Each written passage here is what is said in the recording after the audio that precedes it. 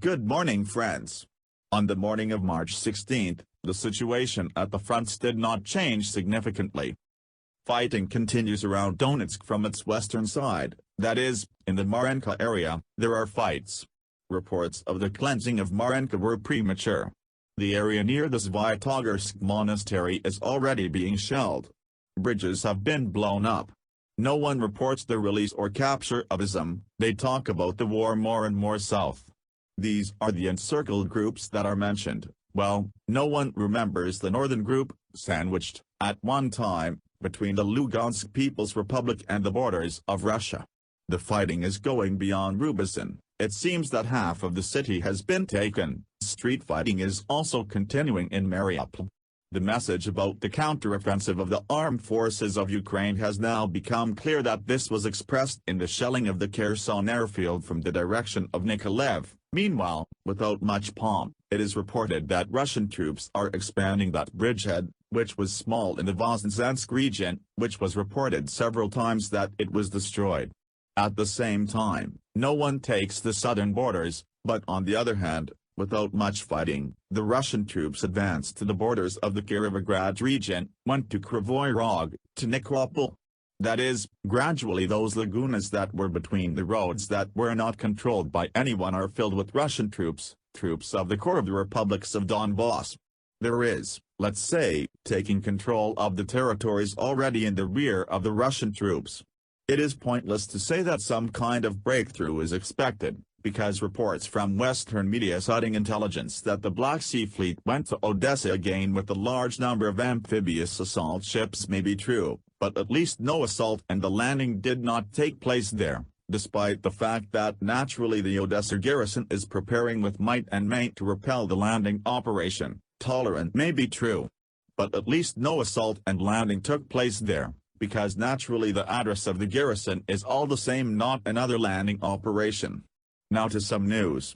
Tolerant and politically correct France is fighting not with Russian tanks, but with Russian-speaking ones, once again proving that it supports the policy that has been pursued in Ukraine all these decades.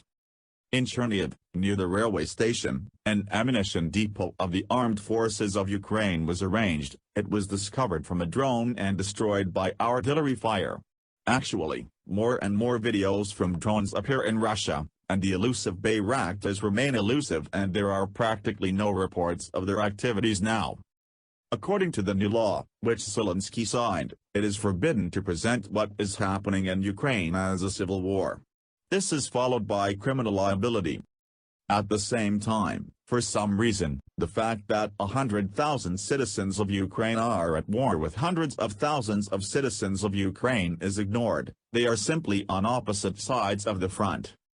Let me remind you that almost all citizens of the Donetsk and Luhansk republics, even those who have received Russian passports, remain citizens of Ukraine.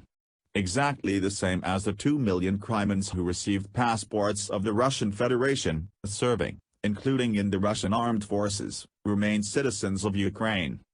I'm not talking about the tens of thousands of people who are not armed, but continue to enter those territories and those settlements from which they were forced to leave in 2014 to 2015. Another report, the authenticity of which cannot be confirmed, but a policeman from Kharkiv reported that up to 80% of all crimes are committed at night, committed by armed men with yellow armbands. It is difficult to judge 50 or 80%, but in any case it is absolutely certain that in the conditions of military operations, the one who has the weapon in his hands is always right. Moreover, when these structures are of different subordination, such as different national corps, voluntary battalions, territorial defense is also of different subordination, the armed forces of Ukraine, the police, the National Guard and a bunch of people with weapons that were handed out just like that. It is clear that lawlessness in the cities is very high. Yesterday, the prime ministers of Hungary, Poland and, for some reason, Slovenia arrived in Kiev. The first confirmed video has appeared that Zelensky is in Kiev. The negotiating table, however, is some kind of long table in an narrow room. For some reason, they looked at the cards, moreover, army cards. Why are these prime ministers, People who are purely civilian cannot do anything, there is nothing interesting there. But more and more frequently appearing memories that Poland has claims to the western lands of Ukraine, as well as Hungary, can give an answer why the cards were considered. What the president of Slovenia, which does not border Ukraine at all, forgot, is a separate issue. Maybe they took him for quantity, others did not agree to come. A South Korean newspaper reports on the conclusions of a South Korean, Instagram and YouTube blogger, a former captain of the South Korean Special Forces, who arrived in Ukraine with his comrades to fight. When he arrived in Kiev, he received an unpleasant sensation, felt a threat to his life and, together with his comrades, tried to leave Ukraine through the Polish border. The Polish border guard did not let him through. He is now from Lviv calling on the government of South Korea to help him travel outside Ukraine.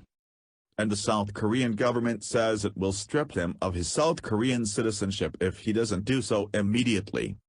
I do not know how events will develop further. But, apparently, it has now dawned on him that you are not here in Korea and the climate here is different. An interesting message from NATO Secretary General Stoltenberg: an emergency NATO summit on Ukraine will be held on March 24. It would seem that this is close, but given the fact that only 20 days of fighting have passed, and there is still a week ahead before the emergency summit, well, urgency, apparently NATO is not too worried about urgency. Many Ukrainian police officers in the territories liberated by the People's Militia of the Lugansk and Donetsk republics are being tested, write applications and continue to serve in the same settlements as before, but under new banners. Another quote: "People shouldn't come here, it's a fucking trap," said an American who came to shoot in Ukraine, but managed to safely get out, unlike a South Korean, to Poland. He ends his rather pitiful interview with the words, "They won't let you survive." That's all the news for this hour. All the best, goodbye.